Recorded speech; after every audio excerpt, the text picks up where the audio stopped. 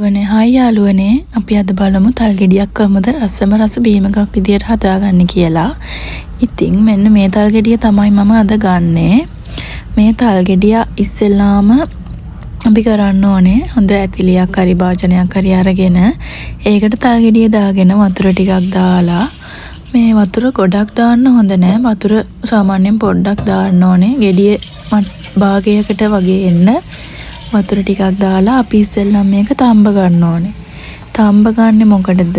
මේකේ තියෙන පොඩි අර මේ තිත්ත ගතියක් එන මේ ද්‍රව්‍යයක්. අන්න ඒක යනකම් අපි මේක හොඳට තඹ ගන්න ඕනේ. ඇරලා හරි මේක හොඳට වහලා හරි තඹ ගන්න ඕනේ. තඹ ගන්න කියන්නේ මේකේ අර වතුර නටනකොට වගේ නටද්දි වගේ මේකේ උඩින් සුදු පාටට එනවා. දියරයක් වගේ. අන්න ඒක ගියාම තමයි මේ හරියටම හරියන්නේ.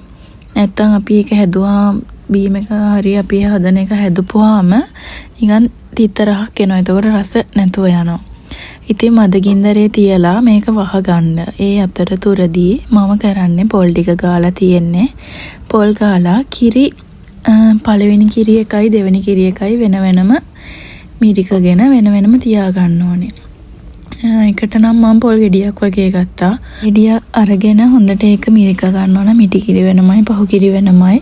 ඒක අරගෙන ඔන්න මේ තියෙන්නේ මම මේ පොත්ත ගහලා දැන් සුද්ධ කරගත්ත තල් ගෙඩිය. ඒ තල් ගෙඩිය ඉස්සෙල්ලාම පළවෙනි කිරි එකට දාලා තමයි හොඳටම මිරික ගන්න ඕන. ඔගේ තියෙන මේ පේස්ට් එක ඔකට එනකම්ම හොඳට මිරිකන්න ඕනේ.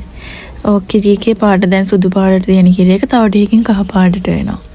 ඉතින් ඔන්න ඔහොම මිරිකගෙන දෙවෙනි කිරියකිනුත් මිරිකලා ඔයාලා කන්න වගේ කැමති නම් පාන් පිටි කුරක්කම් පිටි වගේ මොකක් හරි ද්‍රව්‍යයක් දාන්නත් පුළුවන්.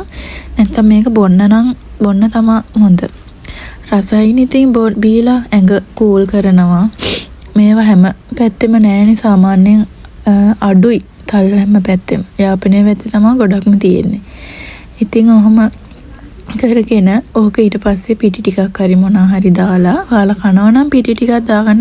පිටි සාමාන්‍යයෙන් ග්‍රෑම් 50ක් 70ක් වගේ දාගන්න. එතකොට යම් මට්ටමකට මේ තල්පේ වගේ හදාගත්ත හැකිනේ අපිට. ඊට පස්සේ ඕක හදාගත්තට පස්සේ අපිට කරන්න තියෙන්නේ හැම කූරු ගන්න ඕනේ. හොඳටම ඕක කූරු ගන්න ඕනේ. ගින්දර අඩු මට්ටමේ තියලා කූරු ගා ගන්න ඕනේ. ඉතින් මේ මං කරන්නේ මේකේ අර කෙඳි එහෙම තියනවනේ. කෙඳි ටික අයින් කරලා පෙරාගෙන මම පිටි ටිකකුත් දැම්මා. පිටි ටිකකුත් දාලා තමයි තිබ්බේ. ඉතින් ඔන්න මම හදාගත්තේ දැන් අඩු ගින්දරේ ඕක සාමාන්‍ය මට්ටමකට අපිට තේරෙනවනේ කොහොමද ඕකේ ඇතුලෙන් දුම දාන තරමට එනකම්ම අපි ඕක කූරු ගා ගන්න ඕනේ. ඉතින් ඔහොම තමයි අපේ බීම එක හදාගන්නේ. තල් හැම පැත්තෙම නෑ කියලා කිව්වනේ මං. තල් ගහෙන් අපිට තල් වලින් ගන්න පුළුවන් තල් රා, තල් හකුරු, තල් පිටි ඒ වගේ වලුත් අපි මේ වගේ හදා ගන්නවානේ. එතකොට තල් ඇට, තල් කිරි, සීනි හකුරු ඒවා එකතු කරලත් අපිට ඕක බීම එක රසම රස බීම එකක් හදා ගන්න පුළුවන්. ඉතින් මට තව කියන්න තියෙන්නේ තල් ඇට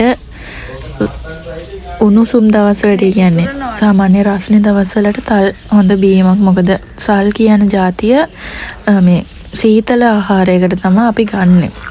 ඉතින් මෙන්න මේ වගේ රසම රස බීම එකක් ඔයාලත් හදලා බලන්න.